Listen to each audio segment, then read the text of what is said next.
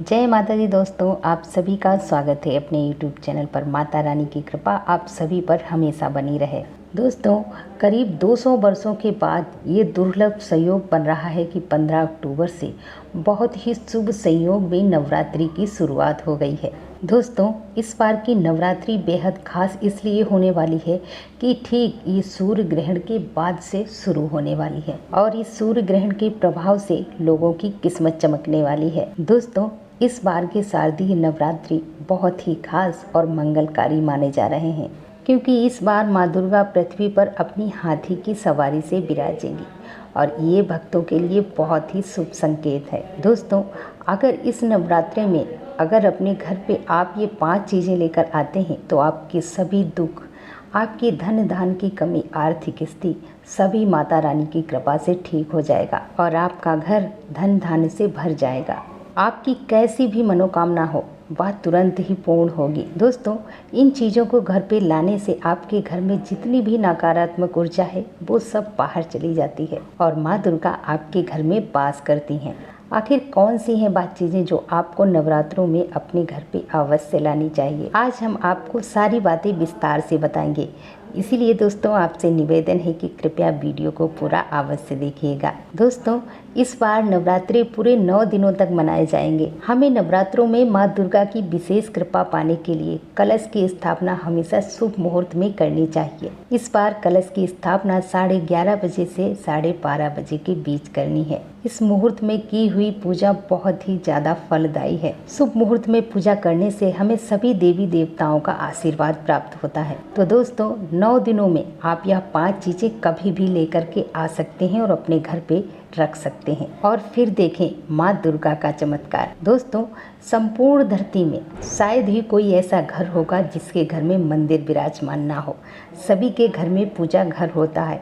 दोस्तों, पूजा घर एक ऐसा स्थान है जहाँ से पूरे घर में पवित्र ऊर्जा का संचार होता है।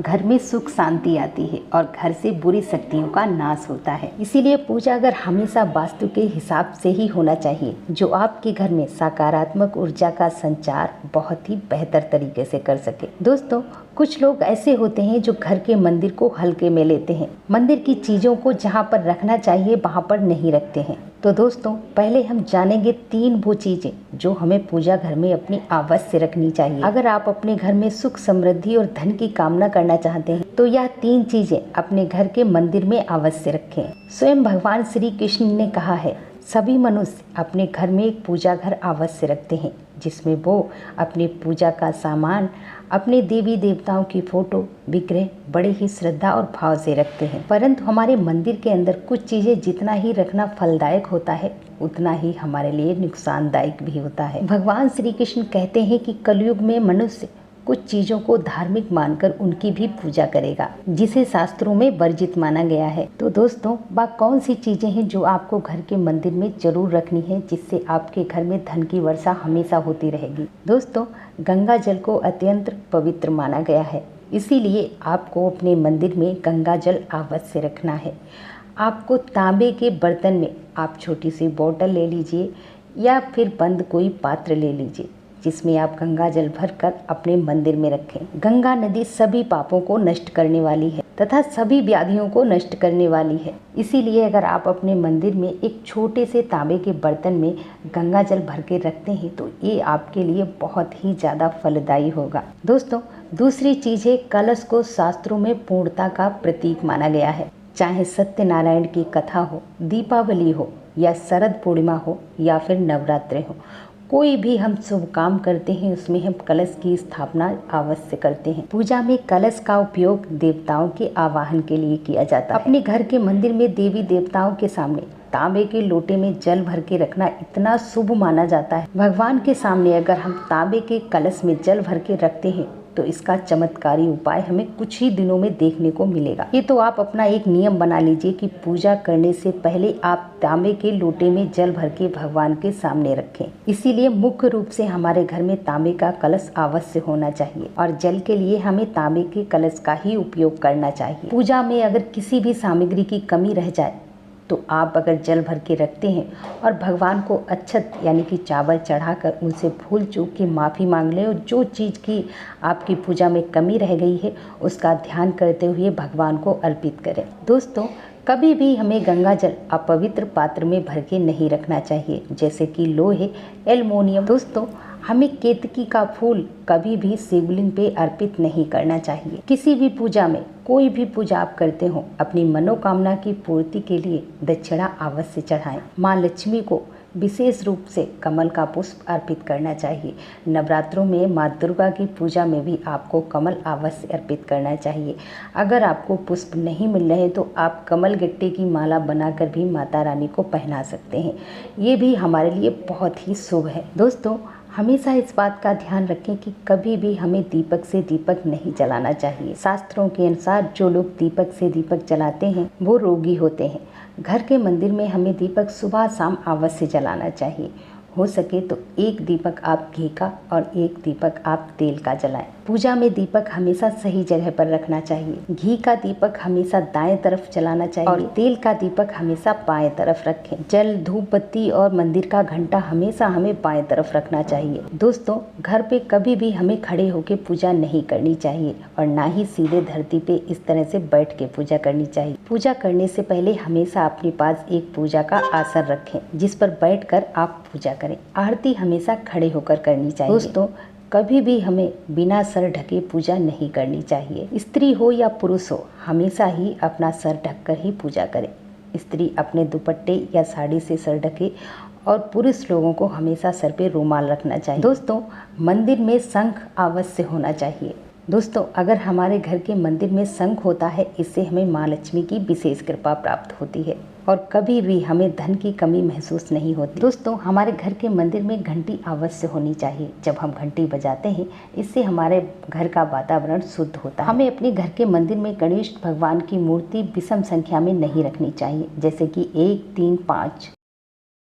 अगर आप अपने मंगल की कामना करते हैं तो गणेश जी की मूर्ति या फोटो आप अपने दरवाजे पर घर के अंदर मुख करके लगा लें। कई लोग यह गलती करते हैं कि अपने मुख्य द्वार पर गणेश जी की मूर्ति बाहर को मुख करके लगा देते हैं, जो कि बहुत ही अशुभ होता है। दोस्तों, अपने पूजा घर में कभी भी टूटे हुए चावल नहीं रखने चाहिए। ना ही हमें अपने पूजा में किसी भी भगवान या देवी देवता की पूजा हो, आपको खंडित चावल का उपयोग नहीं करना है। ये बहुत ही ज़्यादा अशुभ होता है। दोस्तों, इसी के साथ हमें ज़्यादा दिन तक चढ़ाए हुए चावल अपने पूजा घर में नहीं रखने चाहिए। आप वो चावल विसर्जित कर सकते हैं या फिर पक्षियों को भी डाल सकते हैं। और इस बात का ध्यान रखें, पूजा में अपने चावल हमेशा हल्दी में कलर करके ही प्रयोग करें। इससे हमें बहुत ही जल्दी शुभ परिणाम मिलेंगे। हमें अपने घर के मंदिर में साधु संतों की मूर्ति भी नहीं रखनी है। अगर आप किसी भी साधु संत को मानते हैं तो उनकी तस्वीर आप दीवार पर लगा सकते हैं, लेकिन उन्हें हम पूजा घर में नहीं रख सकते। उसके बाद दोस्तों, हमें भैरव और शनि देव की मूर्ति भी हमें अपने मंदिर में नहीं रखनी चाहिए। इसी के साथ दोस्तों, माता लक्ष्मी के खड़े स्वरूप की हमें पूजा नहीं करनी चाहिए। इससे माँ लक्ष्मी हमसे नाराज हो जाती। आपको हमेशा माता लक्ष्मी के बैठे हुए स्वरूप की ही पूजा करनी चाहिए। इससे माँ लक्ष्मी हमारे घर में विराजमान रहती है। दोस्तों, अगर आप माँ दुर्गा का विग्रह या फोटो लाना चाहते हैं तो नवरात्रि में लेकर के आए, बहुत ही ज़्यादा शुभ होता है। और अगर आपके पास माँ दुर्गा का विग्रह या फोटो पहले से है तो आप माँ दुर्गा के पद चिन्ह घर पे अवश्य लेकर के आएँ। दोस्तों, उसके बाद आप अगर लाना चाहते हैं तो अपने घर पे नवग्रह की चौकी अवश्य लेकर आएँ। जब आप नवग्रह की पूजा अर्चना वंदना करेंगे, इससे आपके ग्रह शांत रहेंगे और आपके जीवन में कभी भी धन धान्य की कमी नहीं होगी। दोस्तों, इसके अलावा आप अपने घर पे नवरात्रों में लक्ष्मी कौड़ी और गोमती चक्र जरूर लेकर के आएँ। अगर आपके पास पहले से है तो उन्हीं को गंगाजल छिड़क के उनका नवरात्रों में पूजन अवश्य करें। दोस्तों, माँ दुर्गा का मंत्र जाप करने के लिए लाल चंदन की माला सबसे उत्तम मानी गई है। इसीलिए आप नवरात्रों के दौरान लाल चंदन की माला अवश्य लेकर आएँ। दोस्तों, नवरात्रों के दौरान लाल चंदन की माला लेकर आना बहुत ही ज़्यादा शुभ माना गया है। इससे हमें माता रानी का विशेष आशीर्वाद प्राप्त होता है। दोस्तों, सनातन धर्म में त्रिशूल को शक्ति का प्रतीक माना गया है। साथ ही यह माँ दुर्गा के प्रमुख अस्त्रों में से एक है। इस नवरात्रे एक छोटा सा त्रिशूल खरीद कर अपने पूजा घर में अवश्य रखें। वहीं सिंदूर सौभाग्य का प्रतीक माना गया है, तो माता रानी को नवरात्रों में सिंदूर या फिर 16 श्रृंगार जरूर अर्पित करें। आप 9 दिनों में कभी भी 16 श्रृंगार अर्पित कर सकते हैं। इससे सुहागिन महिलाओं को अखंड सौभाग्य का आशीर्वाद प्राप्त होता है। दोस्तों, साथ ही वीडियो को लाइक करके चैनल को सब्सक्राइब अवश्य करें। कमेंट बॉक्स में जय माता दी लिखना ना भूलिएगा। जय माता दी। राधे राधे।